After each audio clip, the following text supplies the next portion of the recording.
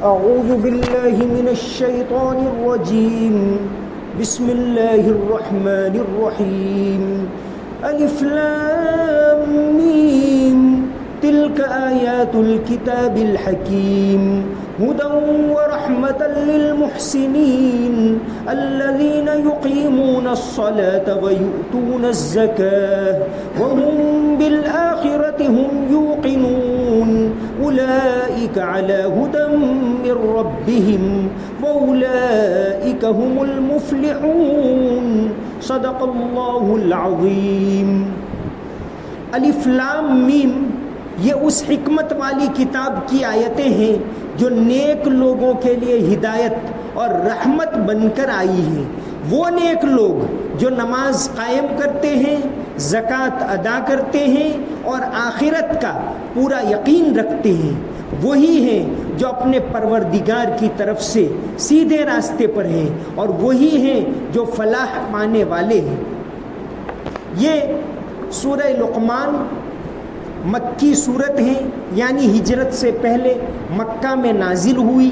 اس میں 34 آیتیں اور 4 رکوع ہیں. چونکہ صورت کے اندر ایک بہت بڑے حکیم، بہت بڑے فلاسفر، بہت بڑے زندگی کے رہنما اللہ والے حضرت لقمان کی نصیحتیں آئی ہیں کہ زندگی کو کیسے سنواریں. اس لحاظ سے اس سورت کا نام سورہ لقمان ہے. جیسا کہ گزشتہ کل کچھ اس سلسلے میں بات ہوئی، الف لام میم یہ حروف مقطعات میں سے ہیں. اس کا مطلب اللہ تعالیٰ خوب جانتے ہیں، لیکن بعض علماء اس کا مطلب بیان کرتے ہیں، جیسا کہ حضرت ابن عباس رضی اللہ عنہ نے بیان کیا کہ اس کا مطلب ہے ان اللہ عالم. یہ شارٹ فارم ہے ان اللہ عالم کا، یعنی میں اللہ خوب جاننے والا ہوں. الف لام میم تلک آیات الکتاب الحکیم، یہ اس حکمت والی کتاب کی آیتیں. قرآن کریم کے اندر اللہ تبارک و تعالیٰ کے جو نام آئے ہیں اس میں سے اللہ کا ایک نام یعنی اللہ کی ایک صفت ہے حکیم. کہیں تو حکیم آیا اور کہیں الحکیم آیا. اللہ تبارک و تعالیٰ کا نام الحکیم یہ 38 مرتبہ آیا ہے، اور حکیم عزیز الحکیم یہ حکیم بغیر الف لام کے 40 مرتبہ ہے. یعنی یہ صفت اللہ کی 78 مرتبہ آئی ہے قرآن کریم کے اندر. لیکن قرآن کے لیے بھی حکیم کا لفظ آیا، جیسا کہ یہاں آیا تلک آیات الکتاب الحکیم. قرآن کے لیے لفظ آیا حکیم کہ یہ حکمت سے بھری ہوئی کتاب ہے. جیسے اور جگہ پر آیا یاسین والقرآن الحکیم کہ یہ حکمت والا قرآن ہے. گزشتہ کل آپ نے تراویح کے اندر سنا ذالک نتلوہ علیک من الآیات والذکر الحکیم. تو یہ حکمت سے لبریز کلام ہے، چونکہ یہاں اس صورت کے اندر حکمت کو بیان کرنا ہے. وَلَقَدْ آتَيْنَا لُقْمَانَ الْحِكْمَةَ، اس لیے اس مناسبت سے یہاں یہ نام اور زیادہ معنی خیز معلوم ہوتا ہے. الف لام میم تلک آیات الکتاب الحکیم. عام طور سے قرآن کریم میں حروف مقطعات کے بعد قرآن کا ذکر آیا، جیسا کہ یہاں بھی آیا. سورہ بقرہ میں آیا الف لام میم ذالک الکتاب، تو اس کے بعد فوراً کتاب کا یعنی قرآن کا ذکر آیا. قرآن کریم کے اندر اللہ تبارک و تعالیٰ نے تاثیر رکھی، اس کے معانی قیامت تک کھلتے رہیں گے. نبی کریم صلی اللہ علیہ وسلم نے فرمایا لا تنقضی عجائبہ کہ اس کے عجائب ختم نہیں ہوں گے. ولا یشبع منہ العلماء اور علماء اس سے سیر نہیں ہوں گے. قیامت تک اس سے باتیں نکلتی رہے گی، باتیں بیان ہوتی رہے گی. آج آپ دیکھیے پوری دنیا کے اندر اگر سب سے زیادہ پڑھی جانے والی کتاب ہے تو قرآن ہے، اس میں کوئی شک نہیں. یہ قرآن ایسی کتاب ہے کہ لوگ اس کو زبانی یاد کر لیتے. اللہ تعالیٰ نے قرآن کی حفاظت کی 2 طریقے سے. ایک تو اس کے ہارڈ کاپی جو چھپی ہوئی کتاب ہے، حضرت زید بن ثابت رضی اللہ عنہ نے حضرت ابوبکر صدیق کے زمانے میں اس کو جمع کیے، تب سے آج تک اس میں ایک نقطے کے برابر فرق نہیں آئے۔ یہ اس بات کی دلیل ہے کہ یہ اللہ کی کتاب ہے۔ اللہ نے اس کی ایک سافٹ کاپی رکھی، جیسے آج کل لوگ ہارڈ کاپی نکالتے، سافٹ کاپی رکھتے، محفوظ رکھتے، سیو رکھتے، تو اللہ تعالیٰ نے سینوں کے اندر سافٹ کاپی کو محفوظ کر دیے۔ اب قیامت تک اس کے اندر کوئی ذرہ برابر فرق نہیں آنے والا۔ انا نحن نزلنا الذکر وانا له لحافظون، اللہ تعالیٰ اس کی حفاظت کرتے۔ تو ایک ہارڈ کاپی ہے قرآن، ایک سافٹ کاپی ہے جو سینوں کے اندر، وہ سافٹ ویئر کا زمانہ تو اب جا کر آئے، لیکن صدیوں سے پہلے ہزاروں لاکھوں اس کے حافظ قرآن رہے ہیں جو اس کو یاد کرتے رہے، اور اللہ تعالیٰ نے کتنا آسان کر دیا۔ ایک طرف تو اتنا اونچا کلام کہ اس کے معانی کو کوئی بیان نہیں کر سکتا، اور دوسری طرف اتنا آسان کلام کہ 10 سال کا بچہ ہے اور پورا قرآن زبانی یاد کر لیتا ہے، 9 سال کا بچہ ہے اور پورا قرآن زبانی یاد کر لیتا ہے۔ اتنے 10 سال سے کم میں بھی گودرا میں بہت سارے، ہمارے گودرا شہر کے اندر ہی حافظ ہو رہے ہیں۔ تو یہ اللہ کے کلام ہونے کی یہ ایک نشانی ہے۔ تو فرمایا تلک آیات الکتاب الحکیم۔ دنیا کے اندر اسلام سے جو لوگ متاثر ہوئے اس میں سب سے زیادہ قرآن سے متاثر ہوئے۔ آپ اس زمانے سے ہی دیکھیے، حضرت عمر رضی اللہ عنہ، علامہ ابن جوزی نے تاریخ و عمر ابن الخطاب کے اندر ان کا واقعہ لکھا ہے کہ ایک مرتبہ حضرت عمر رضی اللہ عنہ جو ابھی اسلام نہیں لائے تھے، رات کو دیر سے آئے، کہیں باہر گئے تھے، اب دیر سے آئے تو سوچا کہ کعبۃ اللہ میں ہی ٹھہر جاؤں۔ وہاں گئے، آپ صلی اللہ علیہ وسلم پڑھ رہے الحاقۃ ما الحاقۃ وما ادراک ما الحاقۃ کذبت ثمود وعاد بالقاریہ۔ حضرت عمر سوچنے لگے کہ ارے یہ کسی انسان کا کلام ہو ہی نہیں سکتا، کتنی عجیب باتیں، متاثر ہوئے، اور آپ صلی اللہ علیہ وسلم پڑھتے گئے۔ حضرت عمر سوچنے لگے کہ ہو سکتا ہے کہ یہ کوئی شاعرانہ کلام ہو۔ خود حضرت عمر بیان کرتے ہیں، علامہ ابن جوزی نے لکھا ہے۔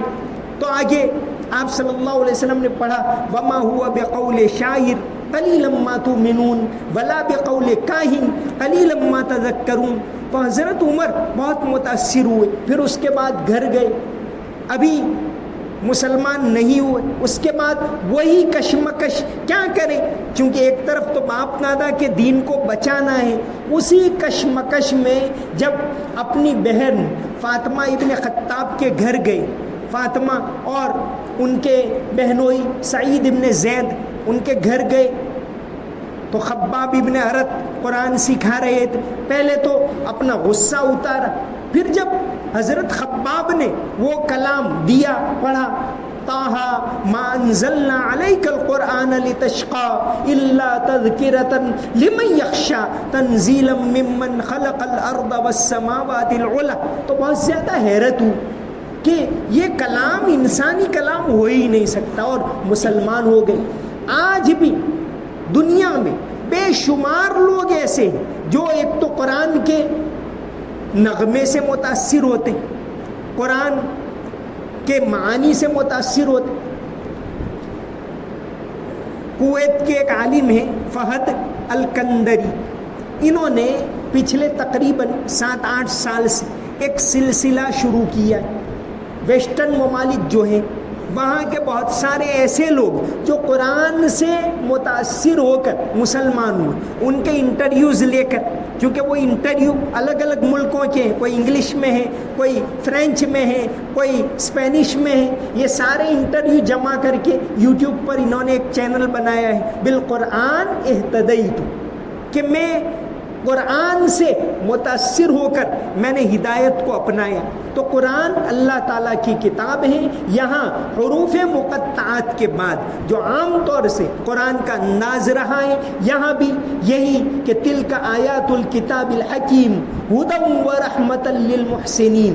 قرآن کے بارے میں ایک ولیم جونس انگریز کے زمانے میں یا ہندوستان میں گزرے، یعنی بہت پہلے، ابھی انگریزوں نے دہلی پر قبضہ نہیں کیا تھا، اس سے پہلے ایک جسٹس تھے William Jones, Calcutta supreme court, اس زمانے میں سپریم کورٹ کلکتہ میں ہوتی تھی، وہاں کے چیف جسٹس تھے، انہوں نے دا ایکسپلورنگ قرآن، ابھی بھی چھپتی ہے وہ کتاب، یعنی 1794 میں تو ان کا انتقال ہوا، ولیم جونز کا، ایک کتاب لکھے دا ایکسپلورنگ قرآن، اس کے اندر انہوں نے قرآن کے الفاظ کی ساخت کہ کیسا بے مثال کلام ہے، حالانکہ وہ عیسائی تھے، عیسائی رہے زندگی، لیکن اس کے اور خاص طور سے 2 مقامات پر تو انہوں نے بہت تفصیل سے کہ بھئی یہ کیسا عجیب کلام ہے. ایک تو سورہ والشمس وضحاها والقمر اذا تلاها والنہار اذا جلاها واللیل اذا یغشاها کہ یہ عجیب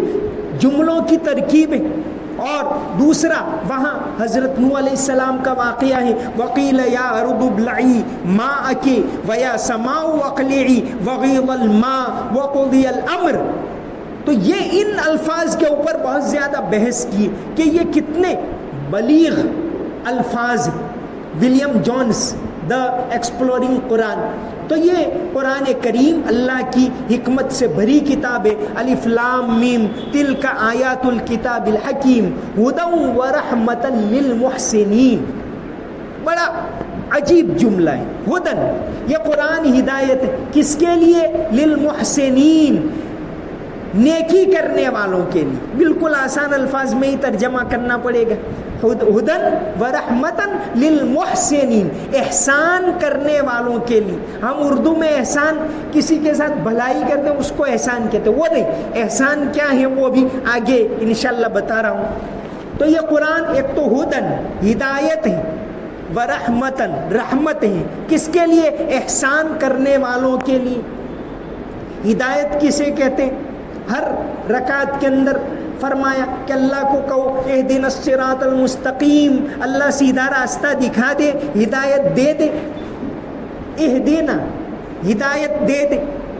تو یہ ہدایت کی دعا ہم ہر نماز میں کہا ہدایت کی دعا کرو. انسان محتاج ہے، انسان کمپلیٹ نہیں ہے، اس کے اندر بہت ساری خامیاں ہیں. تو اللہ سے مانگے کہ اے اللہ مجھے راستہ دکھا، اے اللہ مجھے کمائی کرنا ہے تو ہی راستہ دکھا، اے اللہ مجھے نماز پڑھنی ہے تو ہی راستہ دکھا، اے اللہ مجھے مکان بنانا ہے تو ہی راستہ دکھا، اے اللہ مجھے زکوٰۃ ادا کرنی ہے تو ہی راستہ دکھا.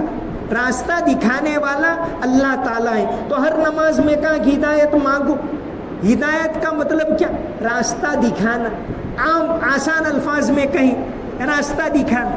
اب راستہ دکھانا 2 طریقے سے ہوتا ہے. علماء لکھتے ہیں ایک تو ہوتا ہے اراءۃ الطریق اور دوسرا ہوتا ہے ایصال الی المطلوب. اراءۃ الطریق کا مطلب کیا کہ بھائی صاحب مجھے بس اسٹینڈ جانا ہے، کیسے جاؤں گا؟ تو آپ بتائیں گے بھئی یہاں سے وہاں جاؤ، وہ برج آئے گا، پھر رائٹ میں مڑنا، پھر لیفٹ میں مڑنا. ایک تو یہ. دوسرا کہ بھئی بس اسٹینڈ جانا ہے، کیسے جاؤں؟ چلو میرے ساتھ بیٹھ جاؤ، میں آپ کو اتار دیتا ہوں. تو دوسرا وہ ایگزیکٹ وہیں پہنچنے ہی والا ہے. پہلا ہو سکتا ہے کہ کہیں بھٹک جائے، کہیں راستہ نہ ملے. تو ہدایت یہ مانگنے کہ اللہ تو ہاتھ پکڑ کر ہم کو لے جا جنت کے راستے تک، یہ مطلب ہوتا ہے. تو قرآن ہدایت، قرآن تو ہدایت سب کے لیے. جیسے وہاں بتا دیا شہر رمضان الذی انزل فیہ القرآن ھدی للناس، ساری انسانیت کے لیے ہدایت ہے اس کے اندر. لیکن یہاں فرمایا ھدی ورحمۃ للمحسنین، نیکی کرنے والوں کے لیے ہدایت ہے. تو ہدایت تو سب کے لیے، لیکن اس سے فائدہ اٹھاتے ہیں نیکی کرنے والے. جیسے بارش برستی ہے تو سب جگہ برستی، پتھریلی زمین ہے وہاں بھی برسے گی، کھیت ہے وہاں بھی برسے گی، اور سب جگہ برسے گی. پتھریلی زمین ہے پانی چلا جائے گا کوئی فائدہ نہیں ہو. بارش تو وہاں بھی ہوئی. تو ہدایت ہر ایک کے لیے ہے، ھدی للناس. لیکن اس سے فائدہ کون اٹھاتے ہیں؟ جو لوگ احسان کرنے والے، نیکی کرنے والے. تو فرمایا قرآن یہ اتارا ہم نے، الف لام میم تلک آیات الکتاب الحکیم، یہ حکمت والی آیتیں، وہ ہدایت ہے. ایک تو ہدایت، دوسرا ہے رحمت. کس کے لیے؟ للمحسنین، احسان کرنے والوں کے لیے. ایک تو ہدایت یعنی راستہ دکھانا، زندگی کے ہر باب کا اس کے اندر راستہ موجود ہے. چاہے وہ اس آج سے 1400 سال پہلے کا زمانہ تھا یا آج کا سائنس کا ترقی یافتہ زمانہ ہے، ہر زمانے میں انسان کے لیے ہر طرح کی رہنمائی اس کتاب کے اندر ہے، ہدن و رحمتن۔ اور دوسری بات ہے کہ رحمت بن کر آئی ہے، یہ کتاب رحمت بن کر آئی۔ قرآن کے اندر رحم دلی کا بہت زیادہ تذکرہ ہے۔ اللہ تبارک و تعالی ساری انسانیت کے اوپر رحم دل ہے، سوال ہی نہیں۔ اللہ تعالیٰ نے فرمایا کہ 100 حصوں میں سے رحمت کے 99 حصے میرے پاس، ایک حصہ مخلوق میں بانٹ دیے۔ تو انسان ماں بچے سے کتنا پیار کرتی، اس کے ساتھ رحم دلی کہ بھئی میں گیلے میں سو جاؤں، مجھے ٹھنڈی لگے کوئی حرج نہیں، اس کو ٹھنڈی نہیں لگنی چاہیے، کیسی رحم دلی ڈالتی۔ باپ بیٹے پر کتنا شفیق ہے کہ بھئی میں بھوکا رہے تھوڑا کم کھاؤں گا چل جائے گا، اس کو کھانا ملنا چاہیے۔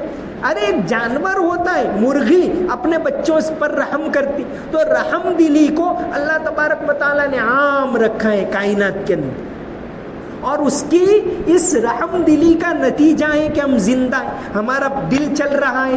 کیوں چل رہا ہے؟ اللہ کی رحمت، ہم نے تو اس کے لیے کچھ کیا ہی نہیں، لیکن چل رہا ہے، خون دوڑ رہا ہے اندر، چل رہا ہے۔ انسان بول سکتا ہے، وقت پر نیند آ جاتی ہے، کھانا کھایا بس اپنا کام پورا، ہضم ہونے کا کام آٹومیٹک ہو رہا ہے۔ یہ کون کر رہا ہے؟ یہ اللہ تعالیٰ کر رہے ہیں۔ تو اللہ کی رحم دلی، اس کی ذات کو پہچانو، یہ حکمت والی کتاب بتا رہے ہیں، ہدی و رحمت للمحسنین، کہ یہ قرآن ہدایت ہے اور رحمت ہے احسان کرنے والوں کے لیے۔ اب احسان یعنی کیا؟ احسان کا لفظی ترجمہ تو کہیے کہ نیکی، لیکن نیکی کا ایک بہت اونچا درجہ، کتنا اونچا درجہ، انسان اللہ کو پہچان لے۔ ایک ہوتا ہے اسلام، اسلام یعنی ظاہری کہ بھئی نماز میں انگلیاں یوں رکھیں گے، ہاتھ یہاں باندھیں گے، یہاں، یہ سب ایسا لباس پہ، یہ ایک ہوتا ہے ایمان، دل سے ماننا۔ اسلام یعنی ظاہر دیکھیں گے کہ بھئی یہ آدمی مسجد میں جاتا ہے، کلمہ پڑھتا ہے، ہم نے تو مان لیا کو مسلمان، اب وہ ہے کہ نہیں تو اس کا اندر بتائے گا، تو وہ ہے ایمان۔ ایمان سے بڑھ کر تیسرا اسٹیپ ہے احسان۔ ایک حدیث، حضرت جبریل علیہ السلام ایک مرتبہ آئے، آپ صلی اللہ علیہ وسلم سے بات چیت کی، جس کو حدیث جبرائیل کہتے ہیں۔ اس میں حضرت جبریل علیہ السلام نے بہت سارے سوالات کیے، آپ صلی اللہ علیہ وسلم نے جواب دیے۔ جس طرح سورہ فاتحہ کو پورے قرآن کا خلاصہ کہتے ہیں، ام الکتاب، اس طرح حدیث جبرائیل کو کہتے ہیں ام السنہ۔ ساری حدیثوں کا اگر خلاصہ ہے تو وہ حدیث جبرائیل۔ حدیث جبرائیل کے اندر حضرت جبریل علیہ السلام نے، حضرت جبریل علیہ السلام کو پوچھنا اس لیے تھا کہ سب سنیں، سوال کریں تو سب کو پتہ چلے، تو اس میں سوالات کیے۔ اس میں ایک سوال کیا حضرت جبریل علیہ السلام نے، مل احسان، احسان کیا ہے؟ تو آپ صلی اللہ علیہ وسلم نے فرمایا، ان تعبد اللہ کأنک تراہ، اللہ کی عبادت اس طرح کرو کہ اللہ کو تم دیکھ رہے ہو، فإن لم تکن تراہ فإنہ یراک، اللہ کی عبادت اس طرح کرو۔ احسان کیا؟ آدمی ہر وقت یہ دھیان رکھے، اللہ مجھے دیکھ رہا ہے، اللہ مجھے دیکھ رہا ہے، ساری کائنات کو اللہ چلا رہا ہے، کھانا مجھے اللہ دے رہا ہے، ہر وقت ہر لمحہ اللہ کو یاد رکھنا، یہ نیکی کا بہت اونچا درجہ ہے۔ بہت کم اللہ والے ہوتے ہیں جو اس درجے تک پہنچتے، جس کو کہتے ہیں احسان۔ احسان کیا؟ ان تعبد اللہ کأنک تراہ، اللہ کی عبادت اس طرح کرو گویا تم اس کو دیکھ رہے ہو۔ یہاں آگے وہی آ رہا ہے کہ ہدی و رحمت للمحسنین، یہ قرآن ہدایت ہے احسان کرنے والوں کے لیے۔ اب احسان کرنے والے کون؟ تو سب سے پہلے ان کی صفت آئی الذین یقیمون الصلاۃ، کہ وہ نماز کو کیسے قائم کرتے کہ اللہ مجھے دیکھ رہا ہے۔ تو فرمایا ہدی و رحمت للمحسنین، کہ یہ قرآن ہدایت ہے اور رحمت ہے نیکی کرنے والوں کے لیے۔ نیکی کرنے والے دو طرح کے ہوتے ہیں، یہ مجدد الفسانی رحمت اللہ علیہ کے جو مکتوبات ہیں، گزشتہ کل جن کا میں نے تذکرہ کیا، بہت بڑے اللہ والے، کہیے کہ پورے ہندوستان کی تاریخ میں بلکہ پوری اسلام کی تاریخ میں جو سب سے بڑے علماء گزرے ان میں ان کا شمار ہوتا ہے شیخ احمد سرہندی، جن کو ہم مجدد الفسانی کے نام سے جانتے ہیں۔ تو ان کے مکتوبات کے اندر مکتوب نمبر 3 مکتوبات یعنی ان کے خطوط، انہوں نے بڑے بڑے لوگوں کو جو خط لکھے ان کو جمع کر لیا خطوط کو، انہی میں سے خط 3 نمبر کا ہی خط ہے خواجہ باقی باللہ کے نام پر، ان کے پیر صاحب تھے خواجہ باقی باللہ۔ پورے مکتوبات 20 خط خواجہ باقی باللہ کے نام ہیں، ان کے پیر تھے، ان کے بزرگ تھے خواجہ باقی باللہ۔ تو خواجہ باقی باللہ کے نام پر ان کا جو مکتوب ہے مکتوب نمبر 3، اس کے اندر انہوں نے ایک ہوتے ہیں لکھا ہے کہ ایک ہوتے ابرار اور ایک ہوتے مقربین، ایک ہوتے نیکی کرنے والے، جیسے یہ سب بے شک یہ سب نیکی کرنے والے، اسی لیے تو یہاں آئے مسجد کے اندر، اسی لیے تو نماز پڑھنے آئے۔ ایک نیکی کرنے والے وہ ہوتے کہ اللہ مجھے جنت دے دے، اللہ مجھے جنت تک پہنچا دے، اللہ میں کامیاب ہو جاؤں، جنت میں پہنچ جاؤں، اس غرض سے نیکی کرتے، یہ تو ہوئے ابرار۔ ایک ہوتے مقربین، ابرار ہیں وہ تو عابدین ہیں، اللہ کی عبادت کرنے۔ ایک ہوتے مقربین جن کو کہا عارفین، جنہوں نے اللہ کو پہچان لیا، بس میں ہر کام اس لیے کرتا ہوں اللہ راضی ہو جائے، جنت کی بھی کوئی طلب نہیں، اللہ راضی ہو جائے، اللہ راضی ہو جائے، تو یہ مقربین۔ تو یہ محسنین ایسے لوگ ہوتے کہ میرا ہر کام ایسا ہو، میں کھانا کھاؤں، انسان دنیا میں کھانا کھائے اللہ راضی ہو جائے، کوئی بھی کام کرے اللہ راضی ہو جائے، تو یہ ہوتے مقربین اور یہی محسنین ہیں۔ تو خواجہ مجدد الفسانی نے اپنے مکتوب نمبر 3 بہت تفصیل سے اس کو بتایا ہے کہ 2 طرح کے نیک لوگ ہوتے، ایک ہوتے ابرار یعنی عابدین اور دوسرے مقربین یعنی عارفین۔ عارف یعنی پہچاننے والا، اللہ کو پہچاننے والا۔ تو یہاں وہی بات ہے، اللہ کو آدمی جب پہچان لے کہ میرا ہر عمل اللہ کی رضامندی کے لیے۔ ایک بزرگ گزرے ہیں حاجی امداد اللہ، ہمارے ہندوستان کے ہی، اور ابھی 150 سال پہلے حاجی امداد اللہ مہاجر مکی، جو دیوبند کے جتنے بڑے علماء اس زمانے کے دیوبند کو بنانے والے، ان کے پیر صاحب حاجی امداد اللہ 1857 کی جنگ میں خود شریک تھے، لیکن نیکی کے بہت اونچے درجے تک پہنچے ہوئے۔ تو یہ مولانا عبداللہ سلیم شکاگو کے اندر آج کل تفسیر کرتے ہیں، بزرگ ہیں، ایک زمانے میں دیوبند میں پڑھاتے تھے۔ مولانا عبداللہ سلیم شکاگو کے اندر ہیں، یہ ان کے نانا ہوتے ہیں، ابھی جو یہاں آئے تھے یاسر ندیم صاحب، ان کے نانا ہوتے ہیں یاسر ندیم کے۔ تو انہوں نے لکھا ہے عبداللہ سلیم صاحب نے مہاجر مکی کے بارے میں کہ ایک مرتبہ ان کو پوچھا گیا حاجی امداد اللہ مہاجر مکی کو کہ اگر اللہ تبارک و تعالی قیامت کے دن یہ کہیں کہ تمہاری کوئی ایک ویش ہو تو ہم پوری کر دیں تو تم کیا کہو گے؟ تو حضرت نے کہا، چونکہ بہت نیکی کے احسان کے اونچے درجے تک پہنچے ہوئے، تو کہا کہ میں یہی کہوں گا کہ اے اللہ مجھے تیرے عرش کے نیچے مصلی بچھا کر 2 رکعت نماز پڑھنی۔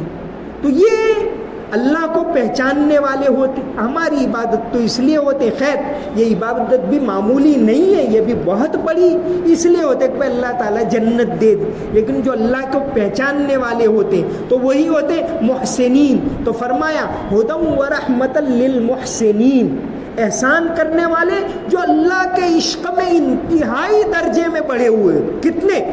والذین آمنوا اشد حبا للہ، قرآن کی آیت ہے کہ ایمان والے اللہ کے عشق میں بہت زیادہ اونچے درجے تک پہنچے ہوئے ہوتے۔ ایک تو اللہ کا عشق ہو، قل ان کان آباؤکم و ابناؤکم و اخوانکم، اس آیت کے اندر ہے احب الیکم من اللہ و رسولہ، کہ اللہ اور اس کے رسول کی محبت سب سے زیادہ ہونی چاہیے۔ تو ایمان والے جو ہوتے ہیں اور احسان والے وہ عشق کے کتنے اونچے درجے تک پہنچے ہوئے ہوتے ہیں. اللہ تبارک و تعالیٰ کی پہچان.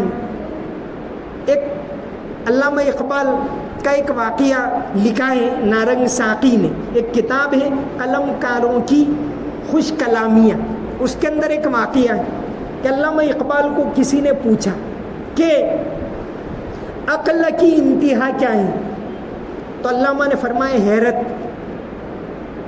عقل کی انتہا, انسان حیرت کہ بھئی یہ سورج کہ بھئی روشنی دے رہا ہے, کیسے دے رہا ہے, اندر ہائیڈروجن آیا کہاں سے, آخر میں اس کی لمٹ ہوگی حیرت. انسان کا جسم چل رہا ہے, بول رہا ہے, کھا رہا ہے, کہ بھئی طاقت کیوں آتی ہے, کھانے سے آتی ہے, کیوں کھانے سے آتی, آخر لمٹ, سائنس کی لمٹ حیرت, اس سے زیادہ کچھ نہیں. تو علامہ کو پوچھا کسی نے کہ عقل کی انتہا کیا, تو کہا حیرت. حیران ہے بو علی کہ میں آیا کہاں سے ہوں.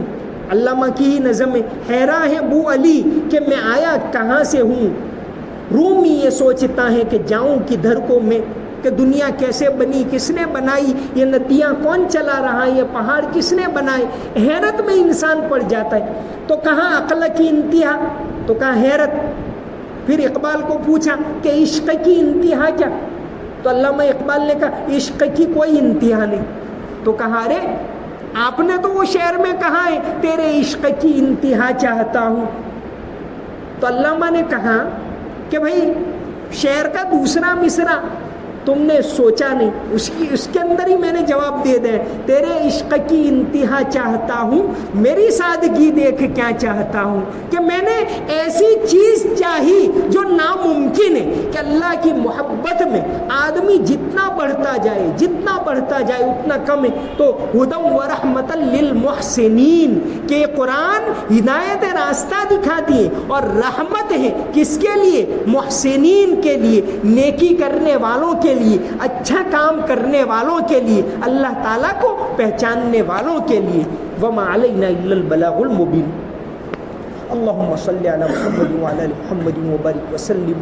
رب اغفر وارحم وتجاوز عما تعلم انك انت العز الاکرم. یا اللہ ہمارے گناہوں کو معاف فرما, ہماری کوتاہیوں کو معاف فرما. یا اللہ ہمیں درگزر فرما. یا اللہ تو نے اپنے کرم سے ہمیں یہ مبارک مہینہ عطا کیا. یا اللہ تو نے اپنے کرم سے ہم کو تیری جانب مائل کیا. یا اللہ تیرا کلام سننے کی توفیق دی, تیرا کلام سمجھنے کی توفیق دی. یا اللہ ہمیں مسجد کے اندر تو نے اپنی مہربانی سے بلایا. یا اللہ ہمیں معاف کر دے, ہماری غلطیوں کو معاف فرما, تیری طرف مائل ہونے کی توفیق عطا فرما, تیرا خوف نصیب فرما. یا اللہ آخرت کی تیاری کرنے والا بنا. یا اللہ حلال پاکیزہ روزی عطا فرما. یا اللہ روزگار کے دروازوں کو کھول دے. یا اللہ ہر طرح کی بیماریوں سے حفاظت فرما, جسمانی بیماریوں سے حفاظت فرما, روحانی بیماریوں سے حفاظت فرما. یا اللہ تو جسے مانگنے کی توفیق عطا فرما. اللهم صل على محمد وعلى ال محمد وبارك وسلم. سمعنا واطعنا غفرانك ربنا واليك المصير برحمتك يا ارحم الراحمين.